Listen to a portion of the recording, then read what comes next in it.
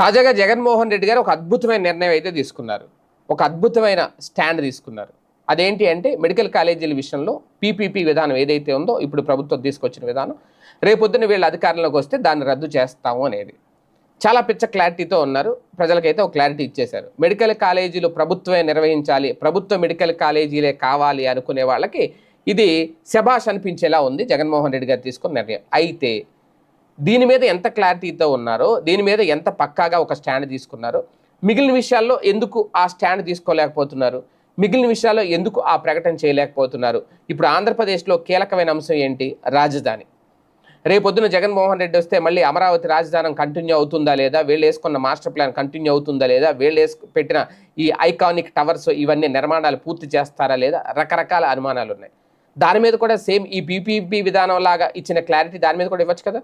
మేము అధికారంలోకి వస్తే రాజధాని నిర్మాణం కంటిన్యూ చేస్తాం అమరావతిలో, ఇప్పుడు ఏదైతే మ్యాప్ ఉందో, ఏదైతే మాస్టర్ ప్లాన్ ఉందో దాన్ని అనుసరిస్తాం, దాన్ని కంటిన్యూ చేస్తాం అని ఎందుకు చెప్పలేకపోతున్నారు? ఓకే, మన సజ్జల రామకృష్ణారెడ్డి గారు చెప్పారు ఇక్కడ రాజధాని ఉండగా ఇంకో రాజధానికి ఎందుకు వెళ్తాం అనేది. అంతే తప్ప ఇక్కడ రైతుల సమస్యలు ఉన్నాయి. ఒక 1800 ఎకరాలు కావాలని రైతులు ఇవ్వట్లేదు, పెండింగ్లో పెట్టారు. ఎందుకంటే ఇంకా చట్టబద్ధత కల్పించలేదు.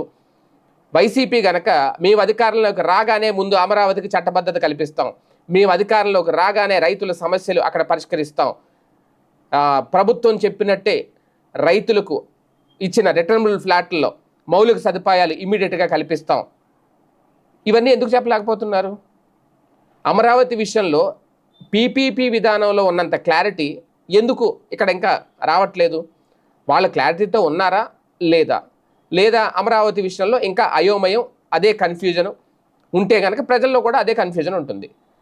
పీపీపీ విధానానికి సంబంధించి మెడికల్ కాలేజ్ వ్యవహారంలో తీసుకున్న స్టెప్ ఏదైతే ఉందో, ప్రకటన ఏదైతే ఉందో, అలాగే రాజధాని విషయంలో కూడా ఒక క్లారిటీ ఇస్తే ప్రజలకి నెక్స్ట్ తీసుకోవాల్సిన స్టెప్ ఏంటి, మళ్ళీ ఎవరిని అధికారంలోకి తీసుకోవాలి అనే ఒక క్లారిటీ కూడా ఇచ్చినట్టు అవుతుంది. ఇక్కడ నుంచి ఒక్కొక్క స్టాండ్, జగన్ తీసుకోబోయే స్టాండ్ ఎంత క్లారిటీతో ఉంటుందా లేదా అనేది ఇక్కడ అందరూ ఎదురు చూస్తున్నారు.